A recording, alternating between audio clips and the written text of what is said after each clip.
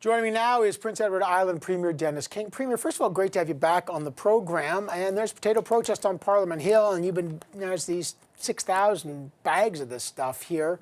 I know you met with Minister Bibeau, Minister Ng, and Minister Macaulay today. You want the Canadian government to get rid of this ban. How did those meetings go? Any progress?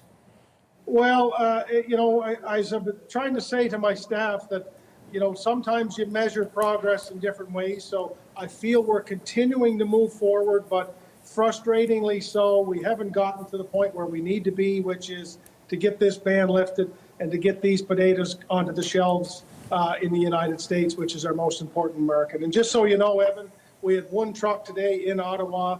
We have 5,000 trucks that would be in the United States delivering potatoes. So that just gives you an idea of the impact this has on our province. Yeah, and I talked to some of those farmers already today. Okay, now here's the thing about this, folks. The Canadian government says, look, we put this ban on so the United States don't do it, because they allege that 2 fields were found with this potato wart. Now, the potatoes I've got here have nothing on them. They look darn good. But do you buy the government's explanation that it was better for the Canadian government to slap a ban on P.E.I. potatoes before the Americans could do it? Do you buy that? I'm willing to buy it, and I told Minister Bibeau this. I'm willing to buy it that this is the worst of a whole lot of potentially bad options. Where I think her and I have run afoul is in us offering to do this. I didn't feel we got anything from the United States that said, if you do this and demonstrate this, we can now reopen the border. And that's where I find ourselves stuck now, that we don't really have a roadmap forward. And as we don't have that roadmap, more and more island farmers are being impacted. And as each day goes by, potatoes that aren't going to the market are going to need to be destroyed.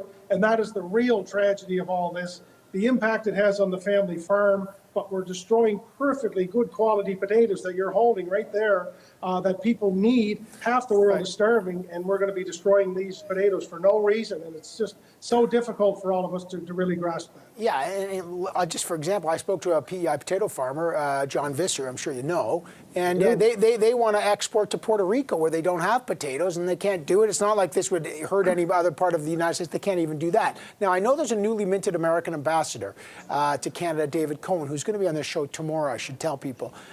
You met with him today, and I think this is really crucial. What do the Americans need to see from P.E.I. so they're confident and Canada can get rid of the ban? Well, I had a great meeting with the new ambassador. In fact, we were his first official meeting since he presented his credentials last night to the Governor General. So we're pleased for that opportunity. In his own words, he said that we presented a very compelling case and that the technical information back and forth was going to solve this. He told us there's an urgency from the United States end of things to get to the bottom of this quickly, which is good news for us. But still, when you break it all down, it's hard to understand for anybody in the potato business. For example, you mentioned Puerto Rico, why we would not be able to provide potatoes to Puerto Rico, an island province, an island nation off of the United States that doesn't export, that doesn't grow potatoes. These potatoes that you're holding and so many more we have in P.E.I., they need them. We've been doing business with them for decades now, and there's absolutely no problem with these potatoes, and we can't figure out why they're not there. But we feel that's a positive sign from the ambassador, as I said, but gosh, it's so frustrating. Yeah. And so if you think I'm frustrated, talk to John Visser and others. It's hard for them to comprehend this. Yeah, and by the way, potato wart's only found in 2 fields. And there's $1 billion worth of potatoes here. Okay, but this is what I don't understand. So the Canadian government slaps the ban on, but they had not pre-worked it out with the U.S. saying, look, we're going to isolate the field, we're going to take these measures. When you're confident with that, you won't put a ban on, we can lift our ban, and Bob's your uncle. They haven't even done that. In other words, you still don't know what the criteria would be for Canada to present something that the U.S. would be confident that these spuds are safe. Well, look, if there is something in place, it hasn't been shared with us. It's been one of the frustrations we've had from the very beginning. I understand that when you hear a potato wart, if you're not in the potato business and you don't understand what this is, I can understand why you might be alarmed by it. But, you know, if you were planting a potato field, you'd want to be very careful of the seed you put in. Right. But if you're buying potatoes in Ottawa, or if you're buying potatoes in New York City for consumption, the worry about potato wart would be zero. Right. Absolutely zero. Okay, so if I bit this raw potato, safe?